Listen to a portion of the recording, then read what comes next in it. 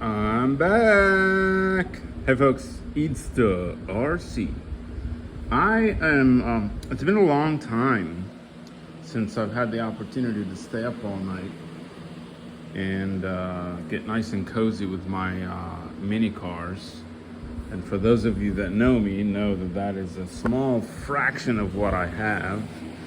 Let's see, just a couple here, maybe a couple here. I may or may not have a dozen more in my office. But the focus today is about WL toys. I've heard a lot of people say that they're junk and you can't race them.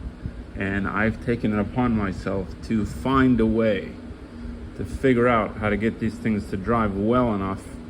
I wouldn't say to race and win championship, but just to get around the track in kind of a fun way. So this is my custom WL, very terribly painted body BMW. I'm gonna take that off and show you guys what's under the hood. It's a WL with a few upgrades, and I'll tell you what I've upgraded, what I've done to this car, and what I think are good upgrades, what I think are probably more just show than go. So this is a combination ESC receiver by Daz Micro. It's about 40 bucks, and it's supposed to bind with the NB4, the Noble. The best upgrade you could do to these cars is bind it to a better radio so that you can fine tune it. I'm still running the stock servo, and it runs great. This is an uncensored 3500 kV setup. I have upgraded the shocks. I don't think they're all that great, to be honest with you. I probably may go back to the original plastic shocks because I think those hold grease better. And the only reason I'm using the metal ones because I've got the metal casing up here with the metal, what do you call this thing, shock towers, which are really kind of more for show than go. I've got a fairly soft front suspension. The car tends to want to dive into the corner, so I have to throttle out so that the car doesn't over rotate. And the back is pretty soft.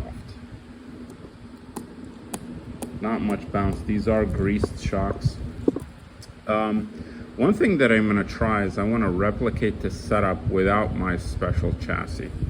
So I had a friend of mine.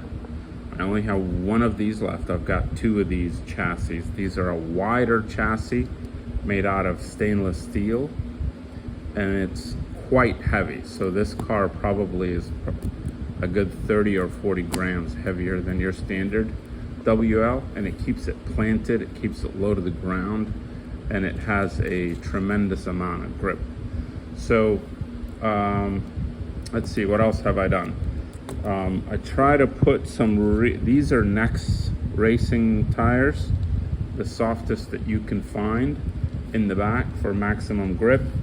I run like a medium or hard in the front. The car has a lot of grip in the front because it's heavy, so you run a little bit more of an offset. And I can't true the tires down like a regular Mini Z because the suspension components on cars like this stick out further than the arm.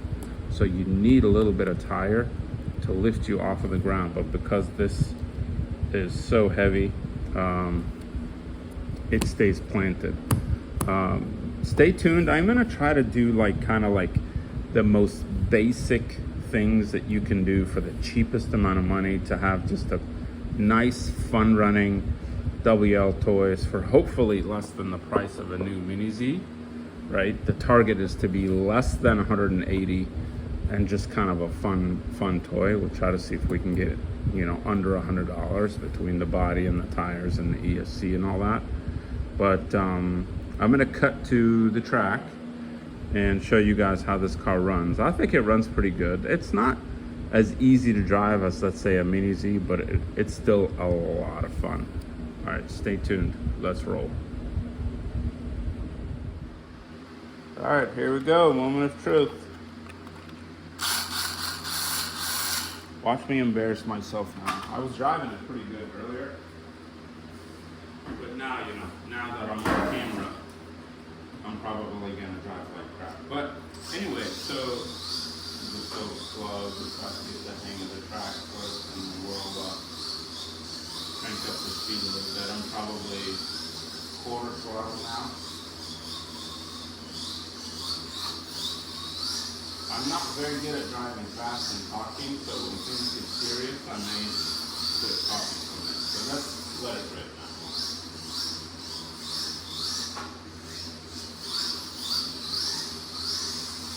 3,500 kV.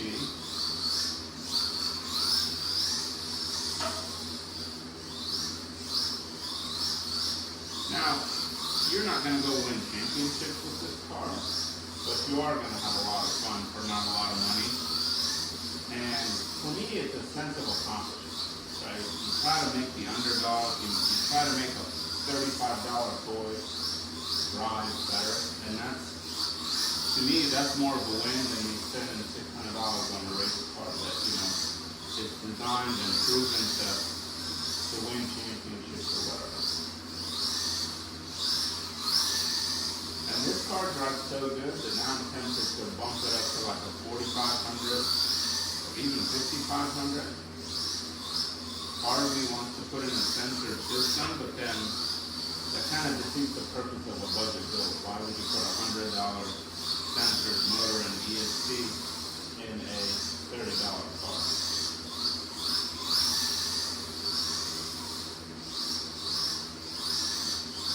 I mean, this has got the stock servo, right? People say the stock servo is crap. It's good enough to do this. It's good enough to monitor.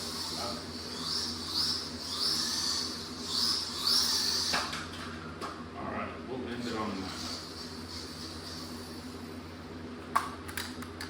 And so just to prove that this is the WL, so there are no naysayers say, I swapped the car and I put in an Atomic or a GL Racing or a bullshit.